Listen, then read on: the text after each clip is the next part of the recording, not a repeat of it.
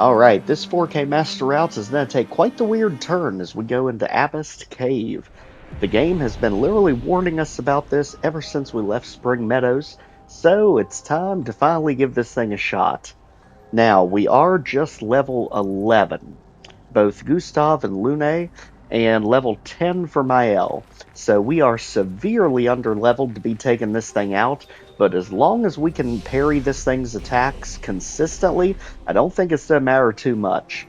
Now, as you can see, Abbest Cave is literally just the one optional boss fight.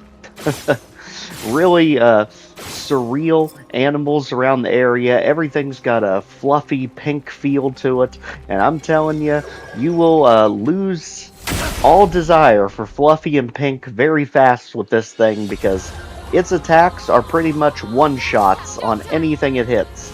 So get ready, this is going to be 3 back-to-back shots, with the third one being slightly delayed. As we go ahead, as you can see, Gustave's got the ice element weapon right there. Also 3. And then 1, 2, 3, just like that. Now we do have, I believe it's 3 different revives we can use, but the biggest key factor here is going to be ultimately powering everyone up and relying on Virtuous Stand with Maelle. Otherwise, let's go ahead and run through the motions as we go ahead and use our Earth Magic. That way we can go ahead and power up our Ice spell next. And now, as for her, she really needs the enemy to be burned. So let's go ahead and add more stats to ourselves as we go ahead. 1, 2, and 3. Right back at you. Pink puffball. Ready to evade. Someone's got to shoot this thing, and I'm not really sure who's to have to sacrifice the turn to do it. Obviously, if any of the 2 women go down, we've got to revive them immediately. Lune does have the ability to revive people herself, so that's one less thing we have to worry about. And just like that, as you can see, 9,999 damage just from shooting out its weak spot. So let's go ahead and try to get this thing stunned as fast as we can. Here we go again. 1, 2, delayed, 3, just like that. And again, I attempted this at an even earlier level. I tried to do it when we very first came through here from Spring Meadows, and let's just say after nearly an hour-long fight, could not take it down. We did not have Maelle on the team yet, so it was literally just Gustave and Lune trying to take this thing out by itself. As you can see there, Maelle, we absolutely cannot let go down. One thing I did notice that's very intelligent about this thing's AI is every time we get really close to Maelle getting her Virtuous Stand, this thing immediately targets her. I'm telling you, it is very intelligent, seems to be. So let's go ahead, counterattack. And at this point, we need to get this puffball burned so that Maelle can enter Virtuous Stand with her Swift Strike. So just like that, 1, 2, and 3, got it. And now we need to go ahead and... who's going to move next? Nope. This thing's going to move about 10,000 more times. Don't you worry. Even when it's slowed down, it is still just one after another with its attacks. So let's go ahead. Mark it up. And technically our Pierce can do much more damage, but we are much more interested in getting Virtuous Stand. Notice it immediately goes after her. So now that we're virtuous, we can keep it as long as we only use the one attack. So go ahead, get ready, here comes 1, potentially 2, just 1 that time. And notice it is resisting her elemental attacks. So we need to be careful there because Lune's doing barely anything physically. And the ice damage seems to be at least neutral on it. So let's go ahead, keep trying to stun this thing. And right there it is. But daggone, it does not stay stunned long at all. I'm pretty sure it already snapped right back out of it. So here we go. Go ahead and do our flurry. That way we stay in Virtuous Stance. So we can do even more damage even on these counterattacks. And go ahead, lightning, one after another, and that is pretty much the most damage that Lune can do to this thing, other than just getting it burnt. Burn has always been there for us, literally the entire series so far, so this one's going to be no different. It does shrug off burn though, it seems like in about 1 to 2 turns. So let's go ahead and just continue our assault here. We've got it about halfway down, but again, we need to keep powering up Maelle. She's going to be the big heavy lifter in all this, and notice again, it keeps going after her consistently. It does not like that she's in virtuous stance, and at this point, we don't even have the AP to keep that up, so let's go ahead and keep the burn on this thing instead, because at this point, we are winning by the numbers game until this thing actually lands a hit. Because like you saw with Maelle, it pretty much drops you 1 hit, whoever it attacks. So go ahead, keep the burns up,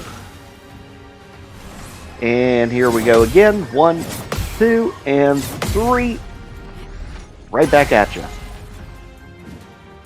Alright, so we're finally getting it pushed past the halfway point. Luckily this thing doesn't seem to do anything too crazy once you get it halfway down on health.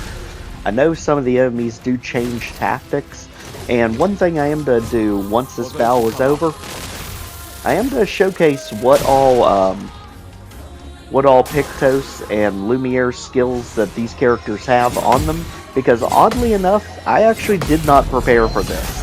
They literally just have whatever PICTOS needed to be equipped just to max out new ones. There literally is no rhyme or reason to anything I have equipped on them except for their weapons, and I'll showcase that at the end so you can see what they have equipped, what attacks they have, etc, etc. So at this point the puffball is finally starting to get under half. Let's just keep up the assault, and again the electric attack is going to do the most of pretty much everything that Lune can do. So just keep bouncing back and forth between fire and electricity and she'll be okay. And again, that's what I mean by any attack is lethal. But we don't want to waste our item yet, because we only have 3 items, as long as Lune survives, because notice it goes right after our healer, because she has the ability to revive opponents, and again, notice how it's trying to prevent our healer from bringing Maelle back. The computer is absolutely no dummy. That is literally 3 attacks in a row on Lune. Just unbelievable how good the AI is at predicting your win condition. So let's go ahead, bring Maelle back, that way we don't end up wasting one of the items. I mean, it really doesn't matter what health you have, because this thing is going to take you out 1 hit no matter what health, no matter what your health or defense is. So let's go ahead, keep boosting attack. And at this point we want to go ahead, wait for those 3 hits, get the counter, and back over to Maelle. At this point let's go ahead, pierce, because we need to get her back in virtuous as fast as possible. And if Gustave ever goes down, we are not as inclined to bring him back. We really just need to focus on the 2 women in the battle. So go ahead, keep this thing burnt, because I'm telling you, as soon as this thing burns, it pretty much gets right back out of it. This is literally one of the most intense battles I think I've ever had, because literally you cannot mess up any of these parries, and it's attacking you 2 to 3 turns each time it moves. Just like that. Literally any slip up and it's game over. That is literally how intense this one is. If you do not parry every single hit, you're going to have to end up wasting one of your revives. You're going to have to hope that Lune is still there with enough AP to revive you. It is nutty. So let's go ahead, use our fire attack here. Counter right back at it. And at this point she's got 1 fire stain, 1 regular light stain. We can turn them both to fire at this point. That way our electric attack is going to be built up and doing as much damage as possible. So back over to Gustave. He's about maxed out AP wise. And there, now he has Overcharge Ray again, so we can try and break this thing again for the one turn it actually gets stunned. And just like that, it's going to go again after Maelle. It knows that Maelle's the win condition, and I'm telling you, it will not leave her alone anytime she's on the battlefield. So, we really need this thing to get burned, so let's try and contribute. Right there it is.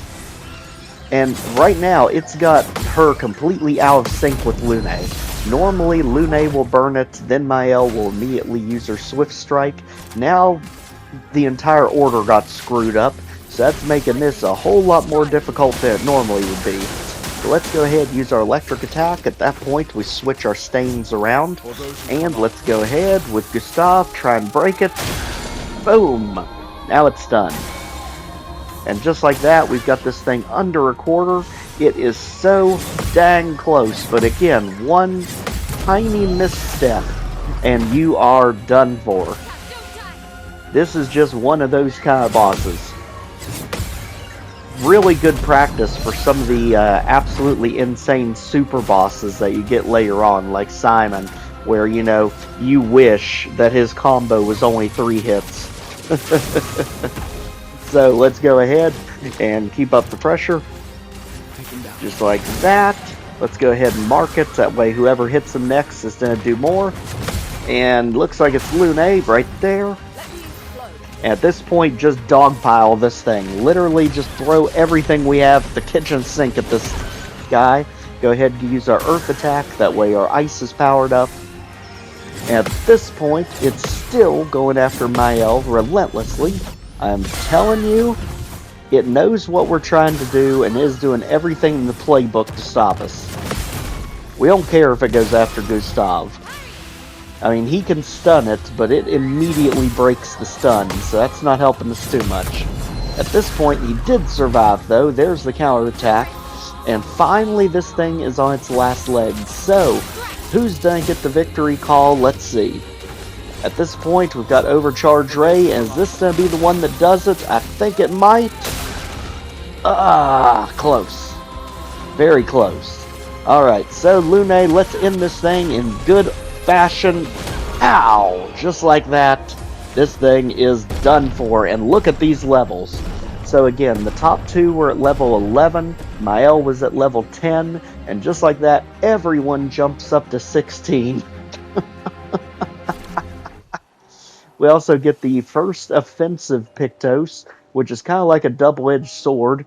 You do more damage if you attack first, but you also take more damage. And here you can see all their attacks and current PICTOS that they have equipped, as well as the weapons they have equipped. As you can see, I wasn't even preparing for this fight. I just was coming in from the flying waters to do this episode. So, hope you liked what you see. This was one heck of a fun battle. Get ready for the actual release tomorrow as we tackle the continent. If you haven't already, please make sure to like, share, comment, subscribe, and we'll see you next time. Take care, everyone.